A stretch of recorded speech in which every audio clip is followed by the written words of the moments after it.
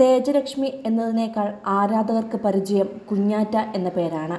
ഒരു കാലത്തെ സൂപ്പർ താര ജോഡികളായിരുന്ന ഉർവശിയും മനോജ് കെ ജയനും വേർപിരിഞ്ഞെങ്കിലും മകളെക്കുറിച്ചുള്ള വിശേഷങ്ങളെല്ലാം തങ്ങളുടെ സോഷ്യൽ മീഡിയ പേജുകളിൽ ഇരുവരും മുടങ്ങാതെ പങ്കുവയ്ക്കാറുണ്ട്. മകളും അങ്ങനെ തന്നെയാണ്. അച്ഛനും അമ്മയും രണ്ടിടങ്ങളിലാണെങ്കിലും അവർക്കൊപ്പം സമയം ചെലവഴിക്കാനും ആ നിമിഷങ്ങൾ ആസ്വാദ്യകരമാക്കാനും പരമാവധി ശ്രമിക്കാറുണ്ട് കുഞ്ഞാറ്റ.